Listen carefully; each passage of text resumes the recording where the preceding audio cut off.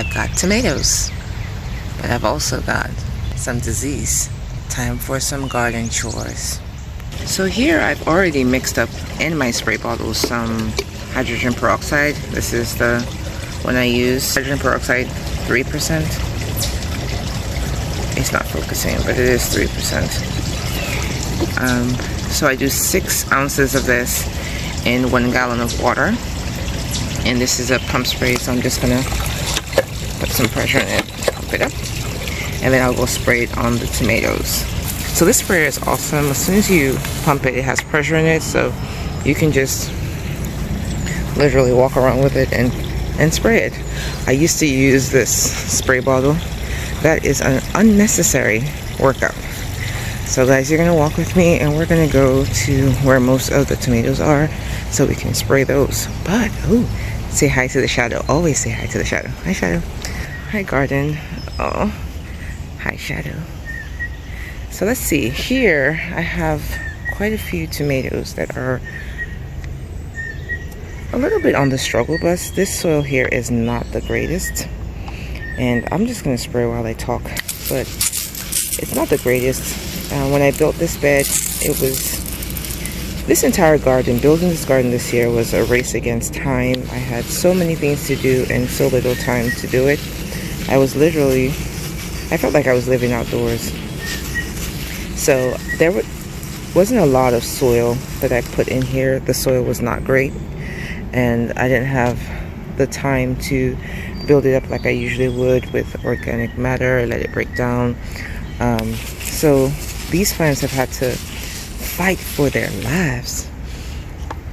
But they are producing tomatoes. It's better than nothing. Look at that. So I have tomatoes here. I just picked a ripe one off of this plant here.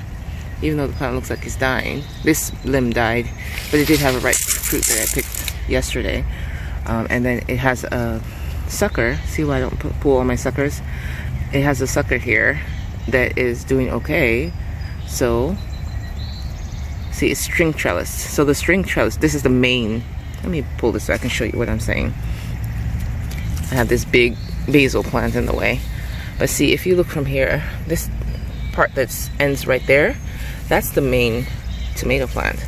And this here is a sucker that grew, and I didn't cut it off. But the main branch died off. Guess who got to take over?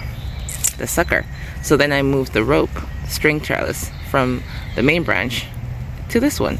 And now we still have a tomato plant here. Versus if I had trellised it, if I had killed all the other suckers off, I would have had no plant there. Now, I don't know what disease this is, but it's really knocking down these plants. So the hydrogen peroxide kills the fungus, at least knocks it back so the plant can recover a bit. I also do a baking soda spray, and I haven't been as religious as I should be with it. Like I said, I've just had so much to do. So that's the same thing that's happening with this plant. So see this plant here? This is the main stem of the plant, and it's going up this way, up to this. This one is wilting. It looks like he's dying. But there's suckers on here that are healthy, they're growing. So I can always cut this off and keep up with these ones. So let's see. Same thing with this one. See, it got some kind of disease. The top is wilted off. So this one is not going to make it. But it does have suckers. 2 suckers here, so we are still in business. This one is doing just fine. So there are different varieties here. I have the Amish paste here. I have, there's a purple one. I think I put a lucid gem here. This one, the stems are a bit purple. I know it's a bit dark here, but see, the stems are a bit purple compared to this stem. So this is a lucid gem. And let me show you what it looks like when it's actually doing well and in soil that is not horrendous. I'll take you to the other garden bed and show you that. So this here, this is the lucid gem, and this is the glory that she can become. You see that? Look at this purple shoulders. I'm just in love with this tomato. And this one is a San Marzano tomato, which is a semi-determinate, which is kind of in between a determinate tomato and an indeterminate tomato. So a determinate tomato will grow to a predetermined height. It will set most of its fruit at the same time and ripen them almost at the same time. So probably like a week or so, everything will be ripe and you can pick it. And that's best for, like, if you like to can tomatoes, it's probably better to get a determinate variety so that you can get your fruit at the same time and can it or preserve it whichever way you want to. If you want tomatoes for fresh eating, you want a little bit every day, then you do want to get an indeterminate tomato, which will keep growing and growing until it's killed by either frost or by disease.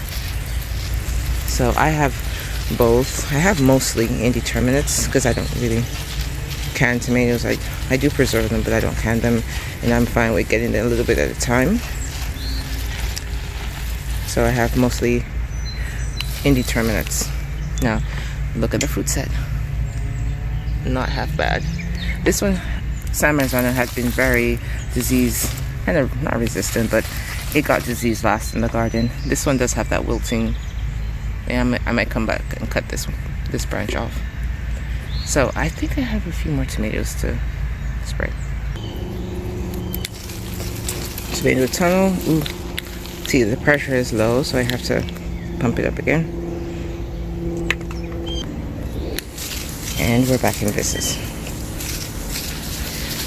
So yeah, despite all the disease, these tomatoes have been doing pretty well. This one is almost to the top of the trellis, so not mad about that. Okay, so now I'm just showing off this. This is my orange peach tomato and my prairie fire. I'm showing off tomatoes. I should be spraying, but no, I'm just admiring tomatoes now. Look at that. Oh my god, they're so cute though. Volunteer tomato plants. Here's your share. And this here is one of those determinate tomatoes I was talking about. This one is the silvery fir. And I have picked most of her fruits off, and she looks like she's dying off. I will keep spraying her. I have kept some determinate tomatoes longer than they're supposed to grow, and they've refruited for me. So we'll see what this one does. The dwarf tomatoes, this one is the brandy Fred. It doesn't seem to be very disease resistant, so I think next year I'll be trying a different variety, because I planted this once before and it didn't do well. Same thing this year. First to catch disease, well, second, the purple heart caught some blight first and I removed it from the garden, and then this one is not doing so well. This one is the, let me see, Rosella purple. This is the only one that did anything at all. It has 2 fruit on here, and then her sister has 1 there. But I'm gonna look for different varieties. I don't think these ones did as well as they should have, so the quest is continuing. The quest is still on. Now, don't laugh at me, friend, but I have tomatoes everywhere. I stuck this little tomato plant that came up in some garden container I had. It's a volunteer plant. I just stuck it here because it started to have some disease on it, and I was trying to keep it away from the other plants, and I never moved it. So now I have a tomato plant right next to my Shasta daisies. I don't know. Don't ask me why. I just cannot deliberately kill a plant. Somebody help me. But yeah, I'm going to spray this one too. Keep it alive. I don't know why. So here. I know you thought I was kidding when I said I have tomatoes everywhere, but I literally do have tomatoes everywhere. This one is another volunteer tomato plant.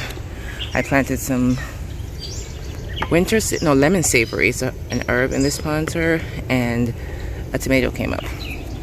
And I'm calling this my grandma tomato because I was going to pull it. I was actually going to pull it, and my mom said, don't pull it. So mama, this one is for you. I'm trying to keep it alive. It's in the smallest pot ever, and I have to keep it watered, but we'll see. If she makes it, she makes it. But at least I'll say I tried. So, thank you guys for joining me today as I try to kill the fungus off my tomatoes. I hope you liked the video. If you liked the video, please like the video, subscribe, and I will see you in the next one. Thank you for joining me, garden friend.